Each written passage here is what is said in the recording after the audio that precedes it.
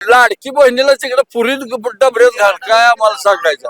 लाडकी बहिणी इतकी मत नीची काय तवा. हे लाडक्या बहिणीनं नेलं नाही तर लाडक्या मशीननं नेली मत ही. हा असलं मोदीचं राजकारण होय.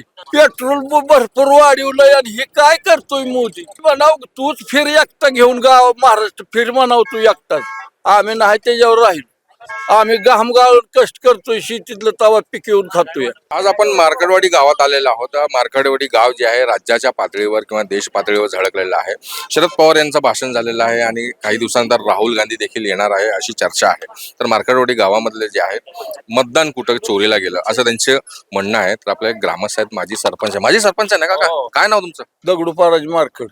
काय वाटतं तुम्हाला? आम्हाला वाटतं आमची मतं पहिल्यापासून मोहिते पाटलाकडे होती आणि आता आमचं गाव मार्कडवाडी आणि पहिल्यापासून मतं होती ना. आता ही 4 टक्के मिळलं त्यांनी मतं नेली तिकडं सातपुत्यानं आणि मला 17 कोटी दिली. दावा काम मग मंडप दावा, कुठं काम केलेलं दावा, सडक दावा आणि मग 4 माणसं घेतली की तिकडं पैसे गेलं आणि इकडे गेलं म्हणून आम्हाला सांगितलं. आमच्या मताच बहिष्कार टाकला त्यांनी.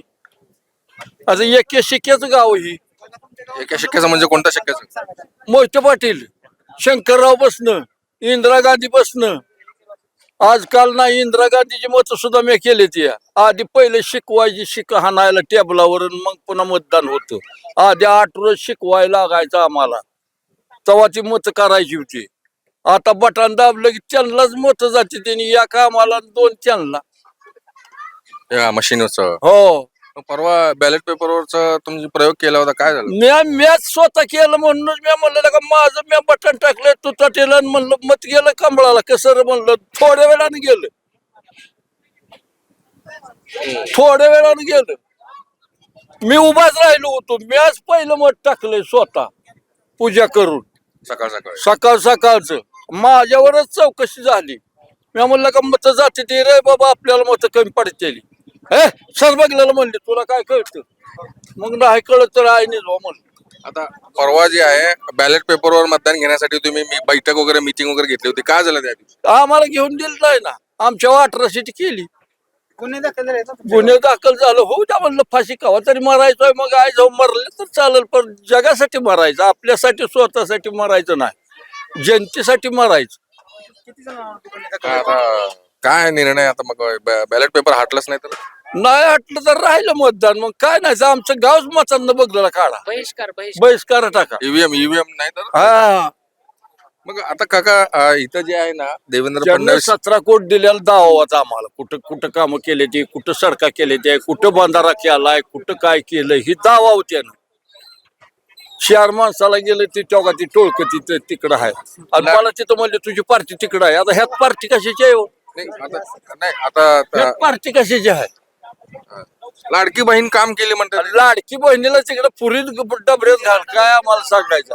लाडकी बहिणी इतकी मत नीची काय तवा. हे लाडक्या बहिणीनं नेलं नाही तर लाडक्या मशीननं नेली मत ही. हा लाडक्या मशीननं मत नेली ईव्हीएम मशीन. हा लाडक्या बहिणी नाही माहिती नेली. दिली. लाडक्या मिशन नेली.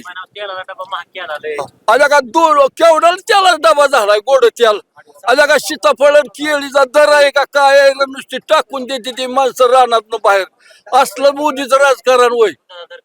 दुधाचा दर कमी केला, पुन्हा केळीचा दर कमी केला, उसाला दर नाही, वाढ खायनाची गुर, पेट्रोल भरपूर वाढवलंय आणि हे काय करतोय मोदी. आता सरकार त्यांचीच झाली का? झाली तर अजून म्हणाव तूच फिर एकटा घेऊन गाव महाराष्ट्र फिर म्हणाव तू एकटाच. आम्ही नाही त्याच्यावर राहील. आम्ही घामगाळून कष्ट करतोय शेतीतलं तवा पीक येऊन खातोय. आम्हाला हरामचं खायची सवय नाही मतदान करायला. मग गावात कसं काय मतदान फिरलं? काय राम सातपुतेला कसं काय गेलं? गोळ झाला ना त्याला तगडी धरली मतदान केलं. मिशन गोळ केला. आम्हाला या काल म्हणजे त्याला 2 पडायची. आता मग भविष्यात आता शिक्क्याने शिक्क पाहिजे होतं, मग मतदान जात नाही कुठं. शिक्कच पाहिजे होत.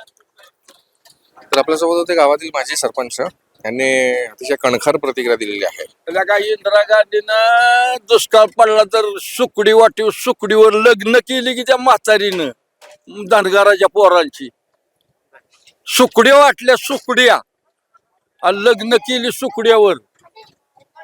असली माणसं राहिली. ही कुठनं आली पितळली. राम सातपुतेनं केलं का नाही का? हा राम सातपुतेने काम काय सुद्धा केलं नाही मग आमचं तर मी सांगून केलं नाही ना आता कुठं केलं दावा काम केलं मी तुम्हाला फेटाच बांधतो 1000चा साहेब म्हातारा या अंगरा काही केलं तुम्हाला फेटा बांधी साहेब काय माहित आहे का आता जे नूतन आमदार झालेले आहेत उत्तमराव जानकर साहेब यांचं पूर्ण आयुष्य गेलंय आमदार होण्यासाठी संघर्ष माळशिरस तालुक्यात ह्यात नको राहूला काय लय फसवत गाव लय फसवते तुला बोललं नको राहू तुझ्या पाया पडतो नाही म्हणला मला गावा विजयदादा बसला लंगडा होऊन तिथं आणि मता दिलं मोकळी सोडून बाळरामाचा 1000 लीड यायचा आहे जानकरला कुठं आहे लीड त्याचं बाळदादाचं म्हणावं लीड कुठं दाव की इथं का तिथं नुसता बंगल्यात बसून म्हणतो 1000 लीड येणार आहे सर माळशिरस तालुक्यामध्ये उत्तमराव जानकर साहेबांचा 40 वर्षांचा संघर्ष आहे आज तो त्यांचं आयुष्य गेलं आमदार होण्यासाठी आणि माळशिरसचा विकास करण्यासाठी तर आज ते आमदार झालेलं आहे सर्वसामान्य कार्यकर्त्याचं स्वप्न आज पूर्ण आमदार झालेलं आहे झाले तरी देखील त्या ठिकाणी तुम्हाला- माझ्यासाठी माझ्यासारख्या कार्यकर्त्याचं स्वप्न पूर्ण झालेलं आहे आमदार साहेब झाल्यामुळं परंतु आज ते लोकशाही वाचवण्यासाठी 0 मिनिटात राजीनामा द्यायला तयार आहेत सरकारमध्ये जर धमक असेल तर त्यांनी राजीनामा घ्यावा आमदार साहेबांचा आणि त्यांनी बॅलेट पेपरवर आम्ही निवडणुका परत पोटनिवडणुका लावू असं लिहून द्यावं आमचा आमदार साहेब राजीनामा द्यायला तयार आहेत आम्ही माळशिरस तालुका अख्खा तयार आहे होय राजीनामा द्यायला तयार आहे. हा तयार आहे मी तू चला तुमच्या बरोबर द्यायला लावतो तुमच्या पशीच कशाला नाही लोकांचा लांब करायचा आहे तर आपल्यासोबत होते मार्कडवाडी गावातील ग्रामस्थ यांनी अतिशय कणखर प्रतिक्रिया दिलेली आहे आणि मतं गेली कुठं असं त्यांनी सवाल उपस्थित केलेला आहे. इरफान शेख, मार्कडवाडी, सोलापूर.